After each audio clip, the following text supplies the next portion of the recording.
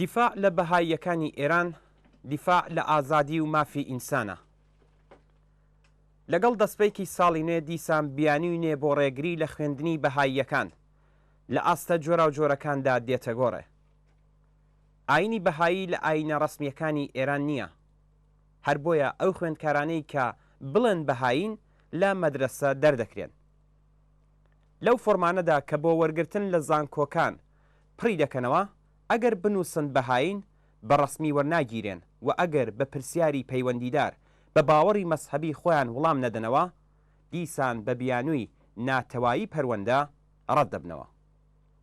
بەڵام کێشەی بەهاییەکان تەنها خوێندنی منداڵەکانیان نییە، گیان و بوونیان بەردەوام لەژێر مەترسی هێرشەکانی کۆماری ئیسلامیدایە. لە سبێنەی هاتنە سەرکاری کۆماری ئیسلامیەوە بەهاییەکان، سێکۆلارەکان، کۆمونیستەکان، خەڵکی کوردستان و ژنان کەوتنە ژێر گوشاری حکوومەتی ئیسلامیەوە و دوژمنایەتی ئاشکرای ئەم ڕژیمە لەگەڵ ئەم چوار بەشەی کۆمەڵی ئێران بوو بە ئاڵاو ناسنامەی ئەو ڕژیمە.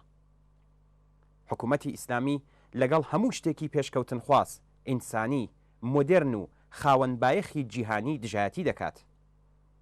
لە موسیقا و هونەر تا سینەما و شانۆگەری، لە ئازادی ڕادەربڕین تا ئازادی چاپەمەنی، لە حزوری دەنگی نەیاران و چالاکی حیزبە سیاسی و کرێکاریەکان تا ڕێکخراوە مەدەنیەکان، لە مافی ئاژەڵەکانەوە تا پاراستنی ژینگە، دژی هەر هەمویانە.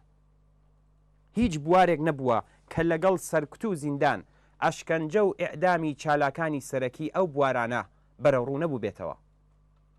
بەڵام هەڵس و کەوتی ڕژیم لەگەڵ بەهاییەکان بە شێوازێکی یەکجار ڕەزیڵانەتر و کۆنەپەرستانەتر بووە. ڕژیمی ئیسلامی بۆ لەناوبردنی فیزیکی بەهاییەکان بەردەوام هەوڵی داوە. دین و باوەڕی بەشێک لە خەڵک گۆمڕاکەر و قبوڵ نەکراو پێناسەکردن. ژن و پیاوی بەهایی لاو و پیر و تەنانەت منداڵانیان زیندانی کردن. زەوتکردنی ماڵ و داراییان، بێبەریکردنی لاوانی بەهایی لە خوێندن لە زانکۆکان، وێرانکردنی شوێنە پیرۆزەکانیان، جیاکردنەوەی شوێنی ناشتن و قەبری بەهاییەکان لە باقی خەڵکو و بە بەردەوامی بەردی سەر قەبرەکانیان شکاندن. لە دامەزراندنی بەهاییەکان ڕێگری کردن و لە هەموو پیشەیەکی حکوومەتی و خصوصی دەرکردن. ناچارکردنیان بە کۆچ و لە میدیا و شوێنە مەسحەبیەکان بەردەوام دژ بە بەهاییەکان پاپۆش و پەروەندە دروستکردن. تەنیا بەشێکی چکۆلە لە سیاسەتی جێنۆسایدی بەهاییەکان لە ئێرانی ژێر دەسەڵاتی حکوومەتی ئیسلامی ئەم شتانە بوو کە باس کرا.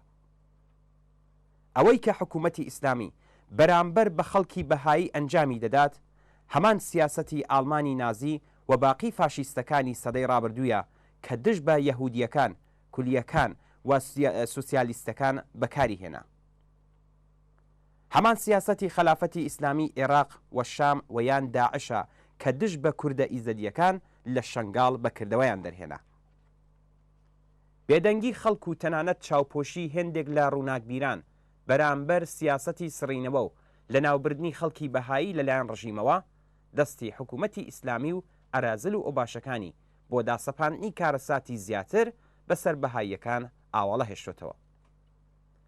ئەگەر خەڵکی ئێران لە سەری وەختی خۆیدا و بە شێوەیەکی گونجاو لە بەرامبەر لەشکەرکێشی و فەرمانی جیهاد دژ بە خەڵکی کوردستاندا ڕاوەستابایان، ئەگەر هەڵاواردن و سەرکوتی بەهاییەکانیان بە دەستپێکی سەرکوت و بێمافی خۆیان زانیبایە، ئەگەر کوشتاری هێزە چەپ و کۆمونیستەکانیان مەحکوم کردبایە، ئەگەر هەڵاواردنی ڕیشەدار و توندوتیژی دژ بە ژنانیان، هەڵاواردن و بێمافی دژ بە کۆمەڵ پێناسە کردبایە، ئێستا هەموو ڕۆژێ شایەدی کارەسات دژ بە خەڵکی بەهایی نەبووین.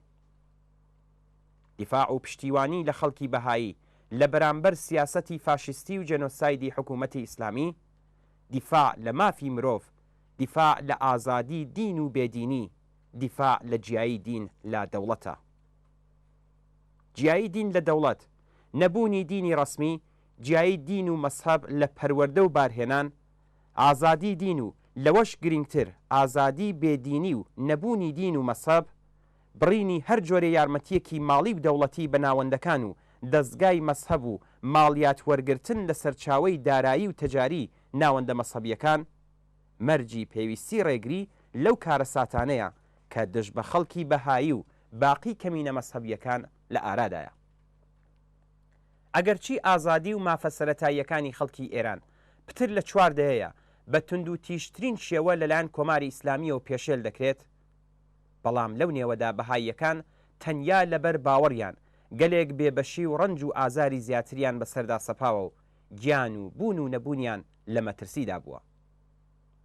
هەر ئەم ڕئیسیەی سەرۆک کۆمار حکمی ئیعدامی دەیان بەهایی بە پەروەندەی ساختە و تۆمەتی درۆین دەرکردووە.